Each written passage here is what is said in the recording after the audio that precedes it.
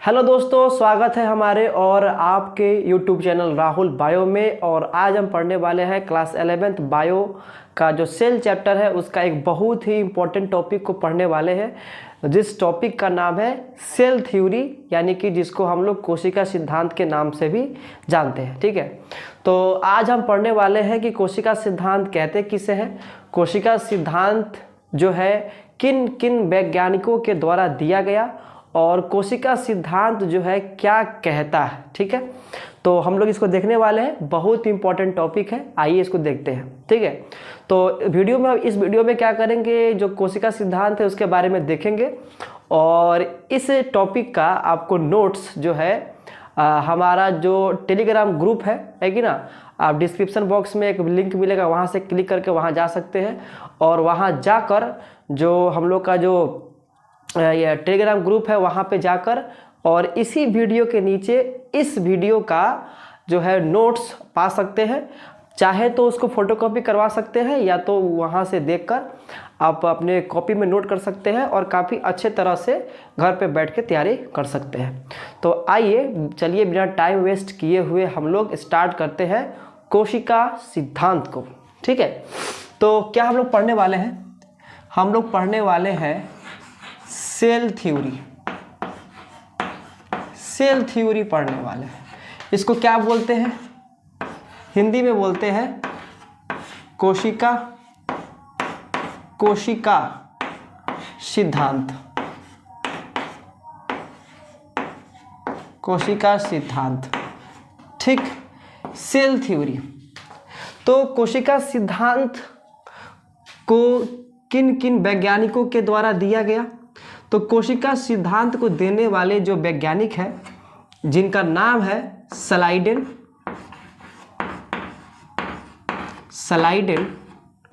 और स्वान। स्लाइडेन और स्वान के द्वारा क्या दिया गया, स्लाइडेन और स्वान के द्वारा कोशिका सिद्धांत यानी कि सेल थ्योरी को दिया गया, जिनमें स्लाइडेन और स्वान जो है वो क्या बताए, वो कोशिका के बारे में कुछ इन्फॉर्मेशन दिए। ठीक है, तो कोशिका सिद्धांत क्या है, एक ऐसा सिद्धांत है जिसमें कोशिका के बारे में बताया गया है। ठीक है, कि वास्तव में कोशिका है तो है क्या। तो कोशिका सिद्धांत को मुख्य रूप से देने वाले कौन कौन वैज्ञानिक है, एक स्लाइडेन है और दूसरा हमारे स्वान है। तो स्लाइडेन और स्वान के द्वारा हम लोग का कोशिका सिद्धांत दिया गया है। ठीक है, तो आइए देखते हैं इसके बारे में और भी कुछ। तो बात है कब का, तो बात है 1838 का बात है। 1838 का बात है। 1838 में एक जर्मनी वैज्ञानिक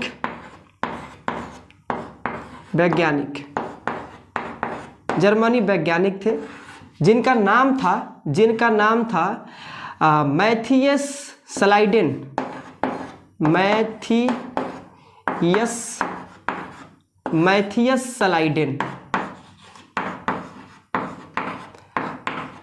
तो 1838 का बात है, जर्मनी के वैज्ञानिक थे, नाम था मैथियस स्लाइडेन। ठीक है, और मैथियस स्लाइडेन जो है किस चीज के वैज्ञानिक थे, तो मैथियस स्लाइडेन वैज्ञानिक थे हम लोगों का जो है वनस्पति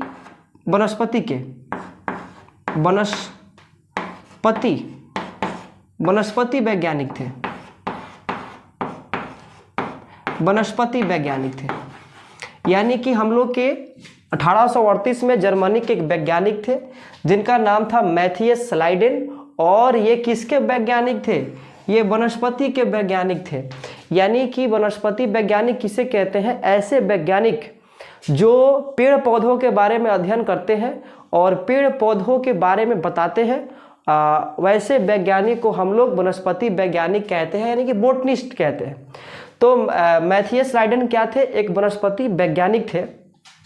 इन्होंने क्या किया, इन्होंने यही किया कि ये बहुत सारे ये पादप यानी कि बहुत सारा पौधा का अध्ययन किए, बहुत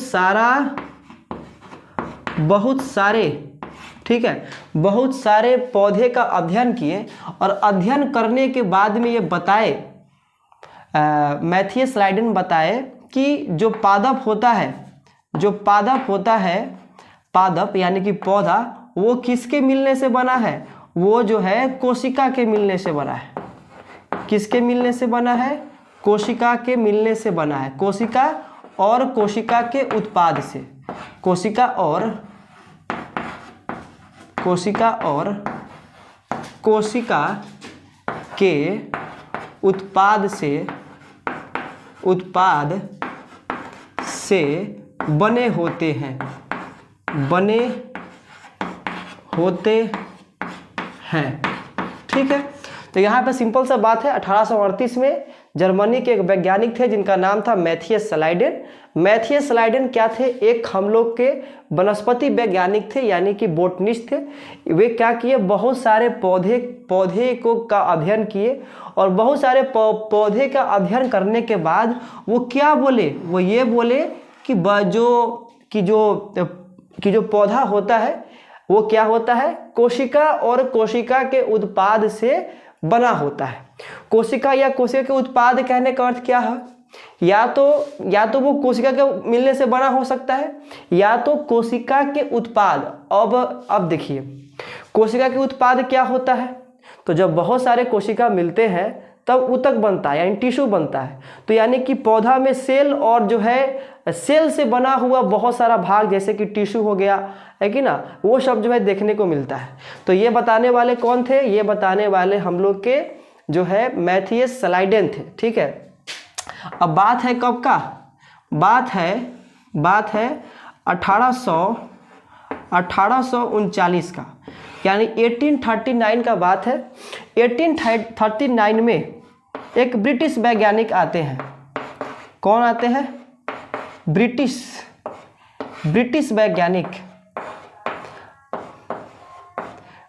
वैज्ञानिक आते हैं, और जिनका नाम था थियोडोर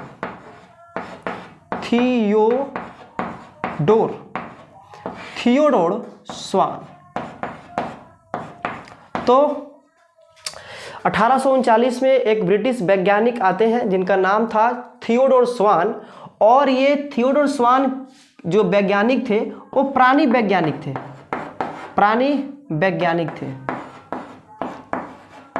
अब प्राणी वैज्ञानिक किसे कहते हैं? यानी ऐसे वैज्ञानिक जो क्या करते हैं? जंतुओं के बारे में अध्ययन करते हैं, यानी जानवरों के बारे में अध्ययन करते हैं। ठीक है, तो ये थियोडोर स्वान क्या थे? हम लोग एक जूलॉजिस्ट थे। वहीं पे मैथियस लाइडेन क्या थे? एक प्रकार के बोटनिस्ट थे। तो 1839 में एक ब्रिटिश वैज्ञानिक आते हैं जिनका नाम था थियोडोर स्वान, और ये जो है एक प्रकार के प्राणी वैज्ञानिक थे जो प्राणियों के बारे में, यानी कि जंतुओं के बारे में अध्ययन करते थे। वे क्या किए? बहुत सारे जंतुओं का अध्ययन किए, और बहुत सारे जंतुओं का अध्ययन करने के बाद ये बताए कि जो जंतु होता है, यानी कि जो जानवर होता है, जो एनिमल होता है, वो भी किसके मिलने से बना होता है? वो भी कोशिका के मिलने से बना होता है। ठीक है, तो वे क्या किए? बहुत सारे जो जंतु है, जंतु यानी कहने का अर्थ है जानवर, उसका अध्ययन किए। अध्ययन करने के बाद में यही बताए कि जो जंतु होते हैं वे कोशिका के बने होते हैं। किसके बने होते हैं? कोशिका के बने होते हैं। कोशिका के बने होते हैं।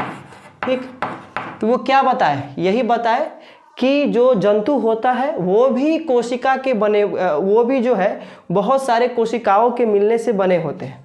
और उसके बाद में जंतु का अध्ययन करने के बाद ये क्या किए? बहुत सारे पादप के जो कोशिका थे, पादप का जो कोशिका था उसका भी अध्ययन किए।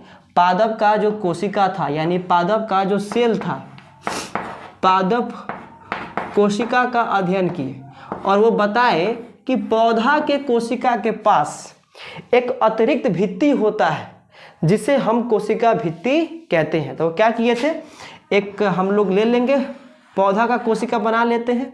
तो वह बताए कि पौधा के पास एक अतिरिक्त भित्ति होता है जिसे हम लोग कोशिका भित्ति कहते हैं। तो यहाँ पे एक बना दिए कोशिका।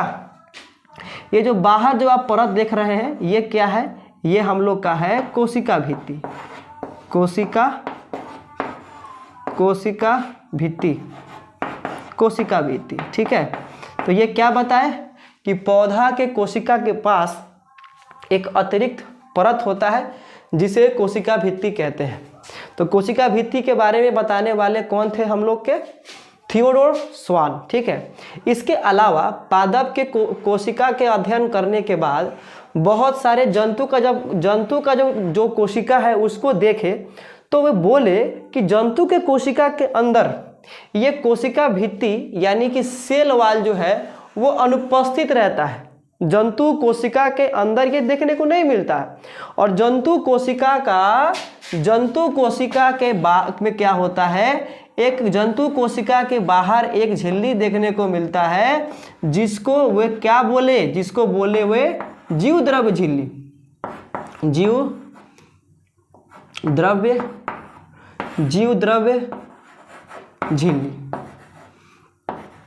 झिल्ली, जिसको आज हम लोग कोशिका झिल्ली के नाम से जानते हैं, जिसको इंग्लिश में हम लोग क्या कहते हैं, इंग्लिश में कहते हैं प्लाज्मा मेम्ब्रेन। ठीक है, यहाँ तक कोई एक बार फिर से हम लोग रिवाइज कर लेते हैं। 1839 में ब्रिटिश वैज्ञानिक थियोडोर स्वान आए और ये क्या थे, एक प्रकार के प्राणी वैज्ञानिक थे। वे बहुत सारे जंतु के यानी कि बहुत सारे जानवरों के कोशिका का अध्ययन किए।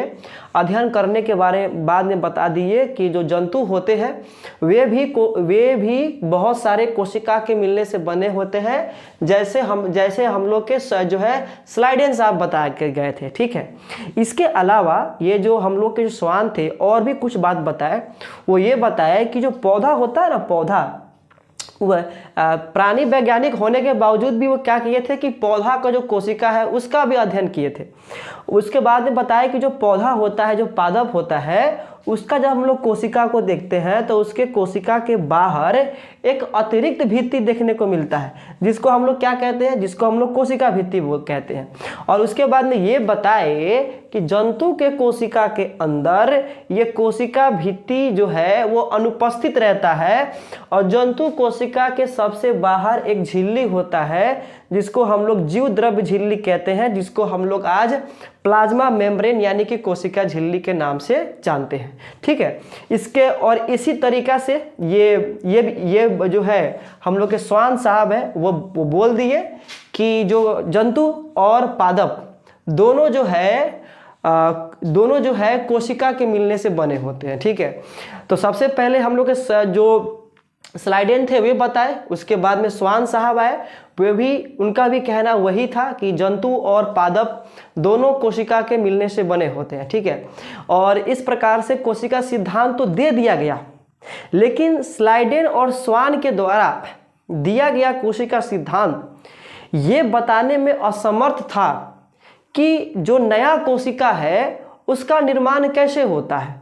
जैसे कि मान के चलिए आप बोल रहे हैं कि या पादप हो या जंतु हो, दोनों कोशिका के मिलने से बनता है। ठीक है, अच्छा बात है, हम इस बात को मानते हैं, लेकिन उस पादप और जंतु के अंदर वो कोशिका आया तो आया कहाँ से, वो जंतु और पादप के अंदर वो कोशिका कहाँ से आ गया, कैसे आ गया, कोशिका कैसे बनते हैं।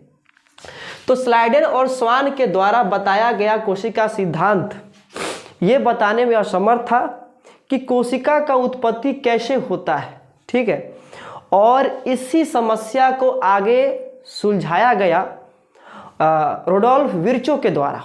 ठीक है, तो आइए देखते हैं कि रुडोल्फ विर्चो कब आए और वो क्या बताए और उसके बाद में कोशिका सिद्धांत को जो है किस रूप में हम लोग आगे जानते हैं। ठीक है, चलिए आगे देखते हैं। तो आइए देखते हैं कि आगे क्या हुआ। ठीक है, तो स्लाइडेन और स्वान के द्वारा तो कोशिका सिद्धांत दे दिया गया, लेकिन इनके द्वारा दिया गया कोशिका सिद्धांत ये बताने में असमर्थ था कि कोशिका का निर्माण कैसे होता है। ठीक है, तो 1855 का बात है, 1855 का बात है। नाम है वैज्ञानिक का रोडोल्फ विर्चो। क्या नाम है? रोडोल्फ विर्चो। तो 1855 में रोडोल्फ विर्चो नामक वैज्ञानिक आए और इन्होंने ये बताया कि नए कोशिका का निर्माण पुराने कोशिका के अंदर कोशिका विभाजन से होता है। यानी कि ये क्या बोले? ये यही बोले कि नए कोशिका का निर्माण नए कोशिका का निर्माण पुराने कोशिका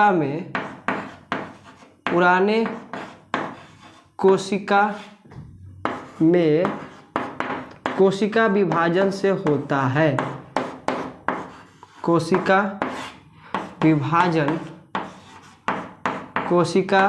विभाजन से होता है।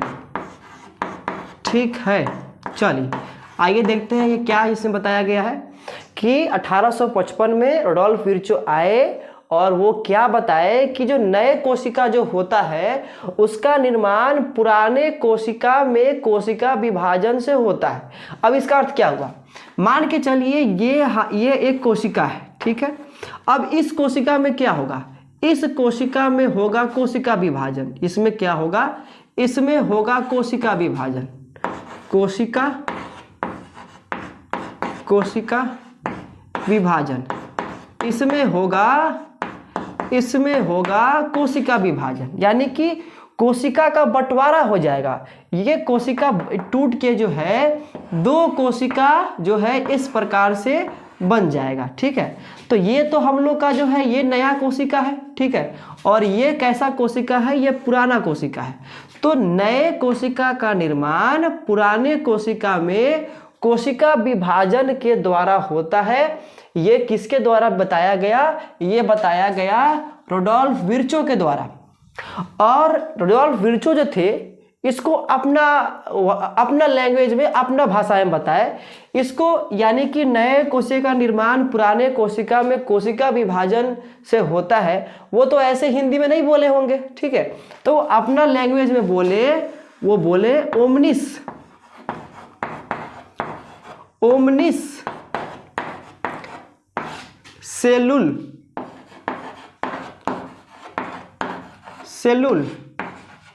ई सेलुला, ओमनिस सेलुल ई सेलुला।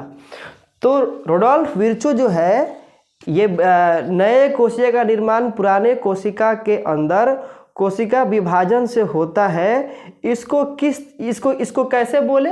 इसको बोले ओमनिस सेलुल ई सेलुला। ठीक है, यानी कि इसका अर्थ यही होता है कि जो नया कोशिका है इसका निर्माण पुराने कोशिका के अंदर कोशिका विभाजन से हुआ है। ठीक है, और इस तरह से रोडोल्फ विर्चो जो एक समस्या बन गया था कि नए जो कोशिका है या जो कोशिका की उत्पत्ति कैसे होता है, इसको वे क्या किए? आकर सुलझा दिए। ठीक है, सुलझा देने के बाद में ये बोले कि चलिए कि जो स्लाइडन और स्वान के द्वारा दिया गया जो कोशिका सिद्धांत है वो बिल्कुल ठीक है, उसमें कोई दिक्कत नहीं है, कोई गड़बड़ी नहीं है, लेकिन उस कोशिका सिद्धांत में क्या क्या होना चाहिए? उस कोशिका सिद्धांत में ये वाला बात जुड़ना चाहिए।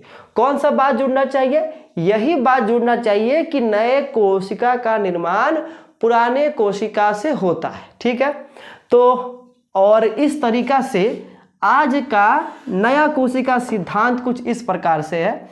आज का जो नया कोशिका सिद्धांत है वो इस प्रकार से है, जिसमें लिखा गया है कि पादप और जंतु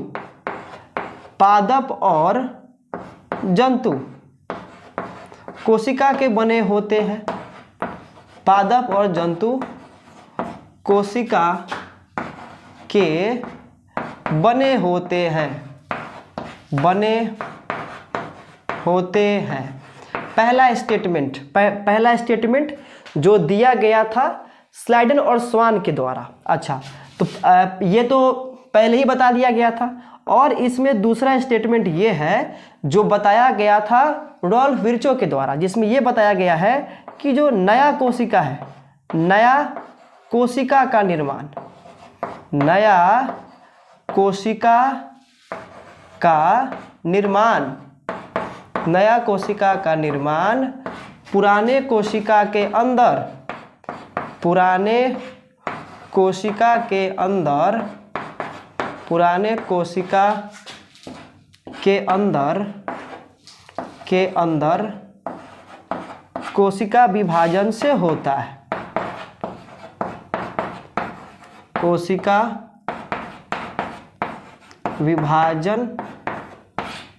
विभाजन से होता है। ठीक, तो हम लोग का आज का कोशिका सिद्धांत कुछ इस तरह से है। ठीक है, सबसे मेन यही दो बात है। ठीक है, तो ये था हम लोग का कोशिका सिद्धांत। बहुत ही आसान टॉपिक था, इजी टॉपिक था, जिसको हम लोग देखे। एक बार और हम रिवाइज कर देते हैं। ठीक है, तो बात है 1838 का। मैथियस स्लाइडेन नाम के एक वैज्ञानिक आए, जो कौन सा वैज्ञानिक थे? जो जर्मनी वैज्ञानिक थे, वनस्पति वैज्ञानिक थे। ठीक है, जर्मनी और वनस्पति वैज्ञानिक थे। वे क्या किए, बहुत सारे पादप यानी कि बहुत सारे जो पौधा है उसका अध्ययन किए, और अध्ययन करने के बाद में बता दिए कि जो पौधा होता है वो बहुत सारे कोशिकाओं के मिलने से बना होता है, कोशिका और कोशिका के उत्पाद के मिलने से बना होता है। बस बात वहीं पे ख़त्म हो गया। उसके बाद में बात आया 1839 का। तो 1839 में एक वैज्ञानिक आए जिनका नाम था थियोडोर स्वान, जो है ब्रिटिश वैज्ञानिक थे, और वह एक प्रकार के प्राणी वैज्ञानिक थे। ठीक है, वे क्या किए, बहुत सारे पहले जंतु जो कोशिका है उसका अध्ययन किए, और इसके अलावा कुछ पादप जो कोशिका थे उनका भी अध्ययन किए। जंतु और पादप दोनों कोशिकाओं का अध्ययन किए। दोनों कोशिकाओं के अध्ययन करने के बाद वे बोले कि जो पादप कोशिका होता है उसके कोशिका के बाहर एक अतिरिक्त परत होता है जिसको कोशिका भित्ति कहते हैं। इसके अलावा ये बोले कि जो जंतु कोशिका है उसमें वो अतिरिक्त भित्ति अनुपस्थित होता है, उसके जंतु कोशिका में वो कोशिका भित्ति ना होके कोशिका झिल्ली पाया जाता है। ठीक है, ये हो गया बात। उसके बाद में वो जो है स्वान साहब बता दिए, स्लाइडन का कुछ बात उठाए, कुछ अपना बात उठा के मिला के बोल दिए कि जंतु और पादप दोनों कोशिका के मिलने से बने होते हैं। बस बात खत्म। लेकिन ये जो कोशिका सिद्धांत दिया गया, इसमें यह एक कमी था कि ये कोशिका सिद्धांत ये बताने में असमर्थ था कि नए कोशिका का निर्माण कैसे होता है, नए कोशिका का निर्माण कैसे होता है, या कोशिका का उत्पत्ति कैसे होता है, ये बताने में असमर्थ था यह सिद्धांत। ठीक है, तो इस समस्या को सुलझाने वाले 1855 में रुडोल्फ विर्चो एक साइंटिस्ट थे, वे आए और वे बोल दिए कि जो नया कोशिका है वो क्या होता है कि पुराना कोशिका के अंदर कोशिका विभाजन से बनता है। ठीक है, और इस तरह से ये समस्या जो है वो सुलझ गया। लेकिन समस्या तो सुलझ गया। इसके बाद में जो विर्चो थे, इनका कहना ये था कि जो कोशिका सिद्धांत जो पहले दिया गया है स्लाइडन और स्वान के द्वारा वो तो ठीक है, लेकिन इसमें कुछ बदलाव होना चाहिए। वो ये बोल दिए कि पहला जो स्टेटमेंट जो दिया गया है स्वान और स्लाइडन का वो तो ठीक है, लेकिन इसमें एक बात और जुड़ना चाहिए। और इस प्रकार से रुडोल्फ विर्चो के द्वारा क्या किया गया, पुराने कोशिका सिद्धांत का रूपांतरण किया गया और एक नया रूप दिया गया। और इस तरह से आज का जो कोशिका सिद्धांत कुछ इस प्रकार से है, जिसमें यह कहा जाता है कि पादप और जंतु दोनों कोशिका के बने होते हैं। बस काम खत्म। यानी कि पौधा और जंतु दोनों जो है कोशिका के ही बने होते हैं। इसके अलावा जो नया कोशिका है उसका निर्माण पुराने कोशिका के अंदर कोशिका विभाजन से होता है, ठीक है। और इसी बात को जो विर्चो थे वो कैसे बोले थे, ओमनिस सेलुल ई सेलुला, ठीक है। तो वो अपना लैंग्वेज में इस बात को ऐसे समझाए थे, ठीक है। तो ये था हम लोग का एक बहुत ही प्यारा सा टॉपिक जिसका नाम है सेल थ्योरी, जहां से बहुत बार क्वेश्चन आता है। सबसे सिंपल द क्वेश्चन ये आता है कि ये किसके द्वारा दिया गया, तो ये दिया गया स्लाइडर और स्वान के द्वारा, ठीक है। तो इस प्रकार से हम लोग का टॉपिक यहाँ पे खत्म होता है। आप इस वीडियो का, इस टॉपिक का नोट्स पा सकते हैं। इसी वीडियो के नीचे आपको डिस्क्रिप्शन में एक लिंक मिलेगा, उस लिंक पे क्लिक करके आप हम लोग की जो चैनल है टेलीग्राम पे राहुल बायो के नाम से है, तो वहाँ पे आप जा सकते हैं और सेम टू सेम उसमें भी ये वीडियो दिया गया होगा। उसी वीडियो के नीचे आप इसका नोट्स जो है डाउनलोड कर सकते हैं, ठीक है। और बढ़िया से लिख सकते हैं, या तो अपने नोटबुक में लिख लीजिए, या तो उसका फोटोकॉपी करवा लीजिए, ठीक है। तो इस तरह से हम लोग का वीडियो यहीं पे ख़त्म होता है। अगर ये आपको वीडियो अच्छा लगा हो, वीडियो को लाइक करें, चैनल को सब्सक्राइब करें और अपने दोस्तों में ये वीडियो को जरूर शेयर करें ताकि वो भी इस टॉपिक को समझ पाए। मिलते हैं एक नए वीडियो में एक नए टॉपिक के साथ, तब तक के लिए जय हिंद, जय भारत।